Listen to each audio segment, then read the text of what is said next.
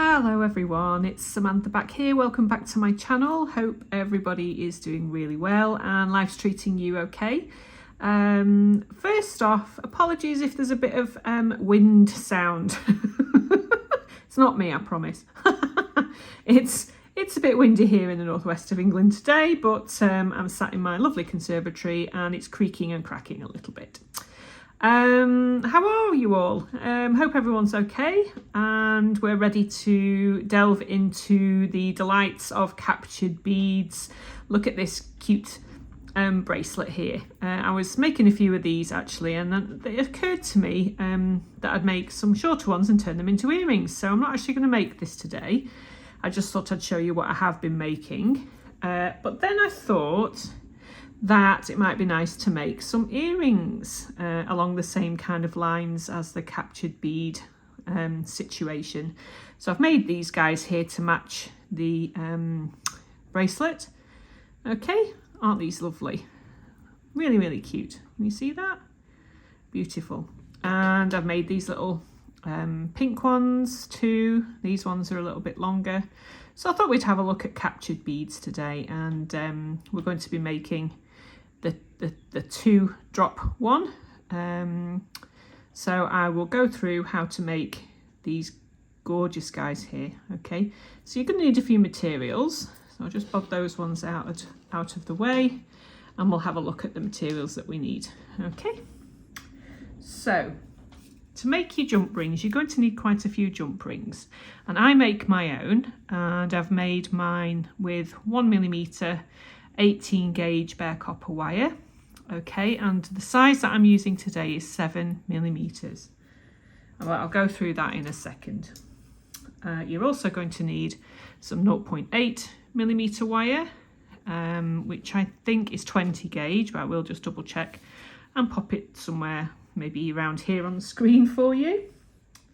You're going to need a pair of 6-step bail making pliers.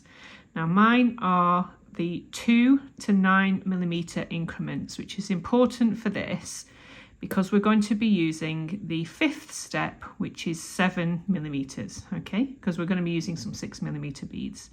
I'll go through why that's important in a second. You're going to need 2 sets of your favourite chain nose pliers. As always, these are my faves. You're going to need some flush cutters for obvious reasons. Okay, you're also going to need some of these lovely handmade jump rings. These are 7mm, made from 1mm bare copper wire. Okay, so you're going to need quite a few of those. Not that many, but you're going to need a few. And you're also going to need some 4mm jump rings, again made by me. You can make your own, and these are made with, again, 1mm copper wire. Okay, so you're going to need those as well. Now, you're also going to need some 6mm beads, okay, and we're going to go through the importance of having a decent size 6mm bead. So I'll explain what I mean in a second when we've cleared the table away, and we'll get going and make these gorgeous, gorgeous captured bead earrings. Okay, so I'll see you in a few. Okay, so we're back, and I'll just very quickly go through how I make my jump rings without all the fancy pants equipment that you can buy, which is brilliant if you are professional and you want to use saws and things like that. But this is literally how to make these guys very briefly, because there are other tutorials on the internet, certainly on YouTube, that will show you how to make these guys. This is just how I make mine in front of the TV. Okay, so you're going to need a longer length than this of 1mm 18 gauge wire. This is just to demonstrate what I do. I know that the 5th step on my plier is 7mm, so I think it's 2, 3, 4, 4, 5, 7 and 9. Not sure why there isn't a 6, but hey ho, this is 7 millimeters. Okay, now it's important to note that when we're using 7 millimeters, we'll be using 6 millimeter beads. Okay, but we'll go through that in a second. So I just wind the wire around my plier like so, and not on the top, but we come underneath and just wind and wind and wind it round. And because you've wound it underneath, the coil moves upwards rather than downwards, because if it moves downwards, then you run out of space. Okay, so at this point I'd have a coil about so long under normal circumstances. So you're left with essentially a little spring, which you very, very gently pull slightly apart, like so. Not too much, because you don't want to distort this, you know, sort of circular form of your jump rings. So you have this long, it would be a long spring, but this is just a small spring for this purpose. You want a really, really good pair of flush cutters. Okay, so with the flush edge facing away from you, you literally snip the first part of the coil. So on this part here, you have a flush edge. Okay, now then you rotate your plier the other way so that the flush edge is on the bottom side. So this one here, you have the flush edge on the top side. On this side, you want a flush edge on the bottom side. Okay, so all you need to do is place your plier with the flush edge pointing towards you, and you can feel it butt up against this flush edge here. And you literally just snip. So you'll find that you have a straight edge, a flush edge, and a flush edge on either side. So then you come round, rotate it again so that the flush edge is pointing away from you, and literally just snip. I'll see if I can come in a little bit closer when I'm editing so that you'll see what's going on here. So this here is now a flush edge. So you rotate your plier around this way so that the flush edge is pointing downwards, so that each side that you cut has a flush edge. So you just butt up your plier and you'll feel it butting up against this edge here, and literally snip. Okay, so this is the cheap person's version of making jump rings inexpensively without all of the fancy smancy equipment that you can buy, which is fine if you want to spend a fortune, which, you know, some people do. I probably should, because I do use quite a lot of jump rings, but this is the easy way to do it. Okay, so flush edge facing away from you, and then rotate, flush edge pointing towards you, and just butt it up against. Okay, so that's how you make your jump rings. Really, really simple, guys. So you're going to need a few of these. So let's bring in some jump rings. The thing about jump rings is, they're like, I don't know, they mate. They like to stick together.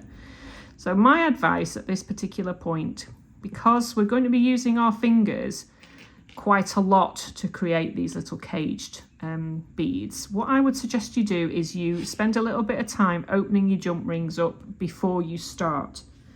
There's a reason for that, and when you get going, you'll thank me. You'll say, thank you, Sam, for that great tip. Because basically speaking, you are going to be a little bit fingers and thumbs to start with, because the way that we construct these, you will need all your fingers. So just spend a bit of time opening these guys up, okay? And you like I said, you really will thank me. So let's just do a few of these, and we'll do these together, shall we? Okay, so just open a few. I think you're going to need 4, 8, you're going to need 8, I think, per earring. Okay, so that's 4, 8. Let's just do 6 more. Let's open. There we go. So if you're bored yet, you can fast forward this little part here. Just open them all up. Just 3 to go. And that's 1 and 2 and 3. Okay, so we're happy that we've got all our jump rings ready. Right, so I would also now bring in your little jump rings too. Okay, your 4mm ones, and just open a couple of those up as well. Right, so let's get going, shall we? Okay, so what we need to do is have a quick chat about 6mm beads. Now, as we know, these guys are 7mm jump rings. There are lots of videos on YouTube and online, and there's lots and lots of lovely chainmail experts, of which I am not. This is just how I've learned to do mine along the way. It can be quite scientific, I think the word probably would be, to make sure that your bead fits in the cage but doesn't fall out of the cage. Okay, and not all 6mm beads are made the same. So what I would suggest that you do is experiment. These green beads are large 6mm beads. Okay, and I'll just show you these little faux pearls, which I wanted to initially use, are supposed to be 6mm. Now, if you have calipers, measuring calipers, you will be able to tell the difference, okay? Because scientifically and digitally, you can measure these guys. Now, if you don't have calipers, just have a look at the difference in the size of those two beads if I put them next to each other, okay? You should be able to see that the green 6mm is bigger than the pearl 6mm bead.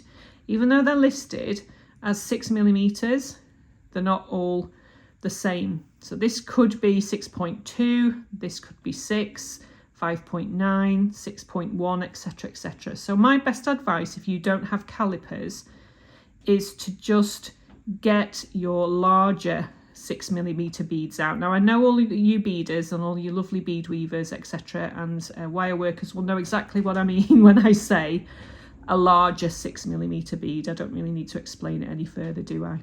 Okay, so that's the only tip that I'll have for you. The way that I've worked this out is that I know that the larger 6mm beads fit in the 7mm jump rings. Another note is that it is again scientific, and lots of chainmail experts will tell you that the gauge of your wire will also determine whether your bead fits into the cage or not. So if you make these in, say, I don't know, 16 gauge wire, the thickness of the gauge will make it so that your 6mm beads don't fit inside. Okay, so be aware of that. All of the measurements that I'm giving you today are based around 7mm made with 1mm wire. Okay, so you'll understand what I mean when you learn the principle of it, and then you can just, you know, go for it and do lots of lovely things yourself. Okay, but this is just how I make mine. Right, so let's get going. Okay, so get your fingers and your pads of your fingers ready. This is the fun part. Right, so let's get going. Okay, so the first 2 jump rings need to be closed. So get a couple of jump rings and close them up. Okay, so you have 2 closed jump rings. Take a smaller jump ring, which will constitute the bottom of the earring, and place both your closed jump rings into the 4mm and close that up. Okay, so we have 2 larger jump rings on one of the smaller jump rings. Okay, the next thing we need to do is to attach 2 more larger jump rings through these 2 jump rings here. So pick up a jump ring, place it through like so, and close. You see that? This is the part where I say well done for opening all your jump rings up first, because this is the bit now where you would get really frustrated, because we have to be doing a lot of holding. So can you see here how we've got 2 jump rings in the center, 2 jump rings on the outside, with this little guy holding things together. That little guy there is the little jump ring that will stop your bead from falling out of the bottom of your cage at this stage. And you'll know what I mean when you do it yourself. Right, okay, so I will bring in close when I'm editing to show you how to do this. So these 2 outer jump rings, hold them. Meantime, let me just get my bead ready. Meantime, split these 2 open so that you have like the opening of a little flower. Okay, can you see that? So we have the basis of our cage. Get your little bead, pop it in the middle, lift the 2 side jump rings up and place within. Okay, so let's just do that again.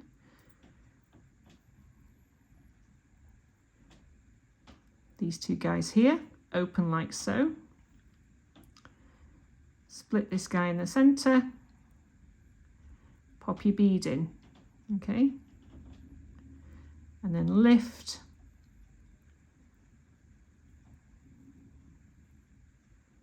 your jump rings. You might need to adjust slightly if that guy is in the way, which oftentimes it is. There we go. So the construction of this means that you have the 2 jump rings on either side of this small jump ring here. Okay, so can you see how that works? So keeping these guys together, like so, in between your thumb and your forefinger. Take an open jump ring and pop it through on top, like so. Can you see that? It seems like it's really, really hard work, does this, and that you'll never get it, but I promise you, just persevere and you definitely will. So we need another one of those jump rings, okay? So just pop that to one side, place the jump ring through and close it up. Okay, so we'll take just a second to have a look at the construction of this. Okay, so I'll bring it out, like I say, I'll bring in close. So you've got your end jump ring, you've got a jump ring on either side and a jump ring on either side. Can you see how that bead is caught in between? If you have a small 6mm, that bead is going to pop out. So my best advice at this stage is just to give this a wiggle around, just give it a bit of a jiggle and see, and a push from all angles, and see if your bead pops out. Obviously, if your bead pops out, then that's just no good to anybody and you'll need to find some larger beads, which is annoying. But at this stage, you'll be able to tell almost immediately if that bead is going to pop out, which this one won't. Okay, so we have this construction. We now need to put 2 more jump rings through these 2 guys here. Every single unit is based around 4 jump rings. Okay, so each bead, each cage is based around 4 jump rings. So you're just adding as you go. Okay, so I'll get another jump ring and through this guy here. Okay, so can you see how we've got 4 more jump rings? Okay, so these 4 here, 2 and 2, will form the basis of the next cage. Okay, let me get another bead. Here we go. Just pop that in there so it doesn't go roly-roly everywhere. Okay, so as with before, take the top 2 and separate them like so. You see that? Then just split these 2 guys in the middle. Okay, like so. You'll need to hold it with your finger or with your nail. Then place the bead inside. Bring this guy up and close it around. Now sometimes these jump rings will want to mess about. You want those 2 top jump rings inside, okay, which that one's not. Let me just faff around with that. Okay, can you see how these 2 are grasping the bottom of the bead? Okay, it's really that simple. Seems ever so complicated, but I promise you when you get going, it's really not. Okay, so again, we need to be holding these 2 top rings with our fingers. Pop your jump rings through. Let's take another one and pop your jump ring through.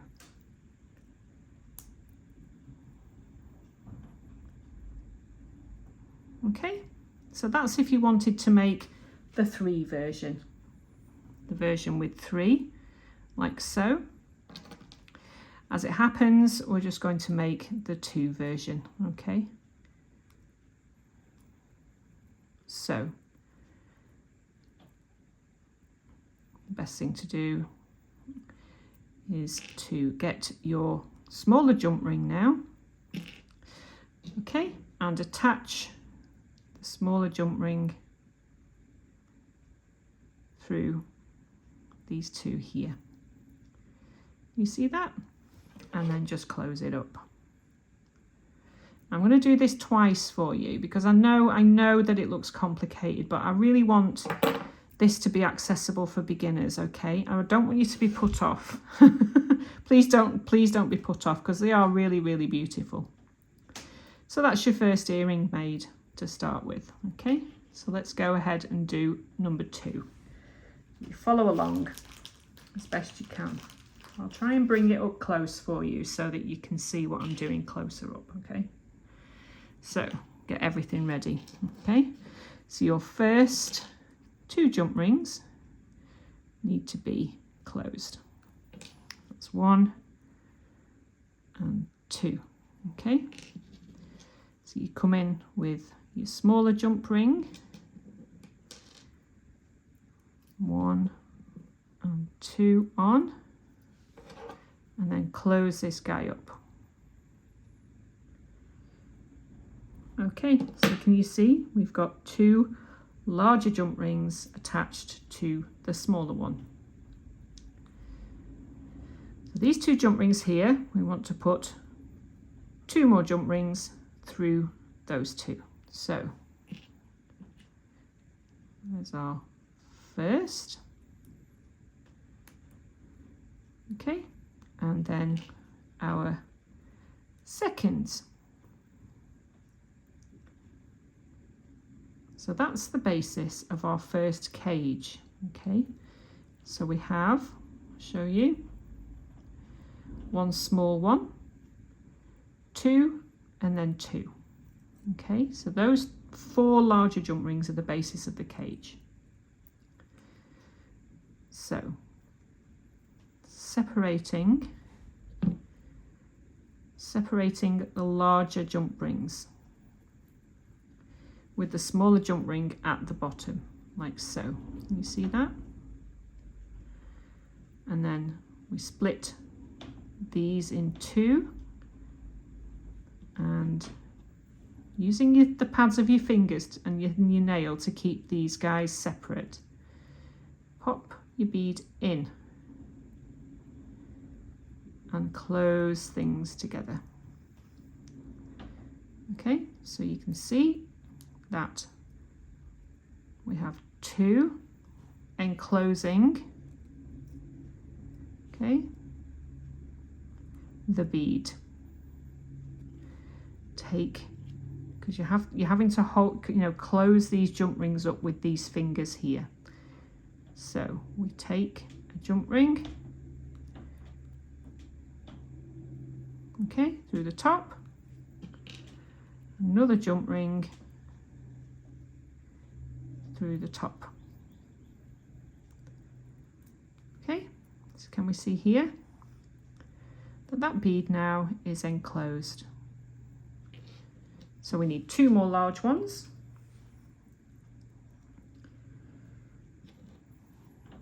Because again, we need a set of 4 that creates each cage.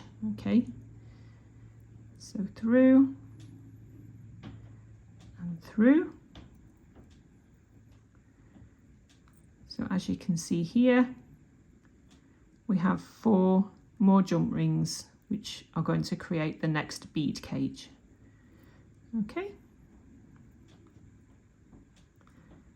can you see that? 2 and then 2. Get my next bead ready. So we split these 2 guys so it looks like so. Open this guy up and hold it open with your fingers. You'll understand what I mean when you do it yourself. Pop the bead in the center and close everything up. Okay, so can you see how that has enclosed the bead? And then come in with our small jump ring, which secures the 2 larger ones. And it really is as easy as that. I know it looks complicated.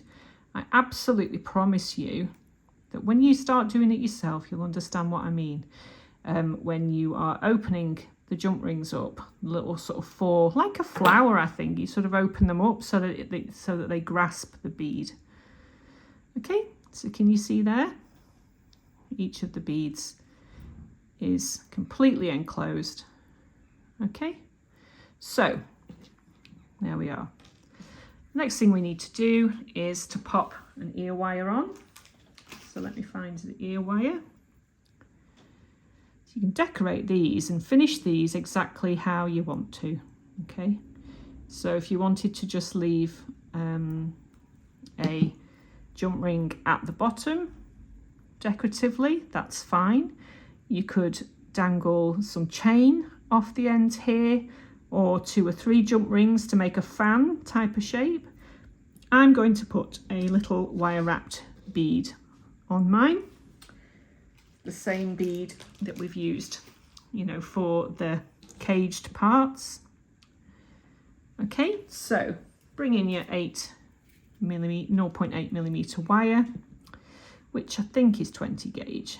Just cut a section off.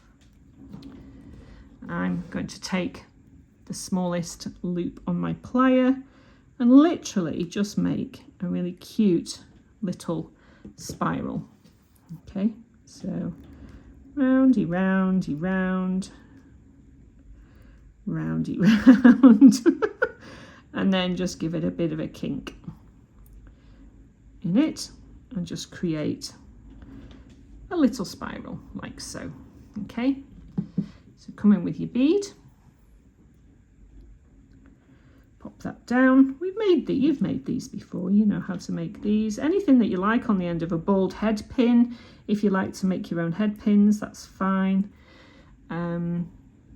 you're just literally making a wire wrap loop. Oh, cut off a bit too much there, but never mind, I can use it for something else. Okay, make sure that this loop and the spiral are flat. Okay, there we go. So just literally finish off the wire wrap loop and rounds and rounds. That's fine.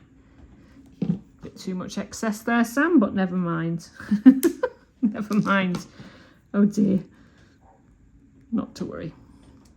Okay, so there we have our little drop bead. Straighten that up. So all you need to do now is to very carefully just open your little jump ring at the bottom, like so. Pop your little dangle bead on, or whatever you want. Like I say, you can do whatever you like. It'd be really nice actually with a little bracelet perhaps in a different colour, you know, that would match the green beads. And there you have it. There are your beautiful captured bead earrings, which I know looks difficult, but I promise you, promise that when you get the hang of what you're doing, they're really lovely to make. Okay, can you see how that works? Okay, so I hope you really enjoy making those. Again, like with anything, if there's anything I can do to help, or if you've got any questions, just pop them in the comments and I will do my best to help you out. So I hope you enjoy making those, and I will see you in my next video. Nice to see you guys. Bye.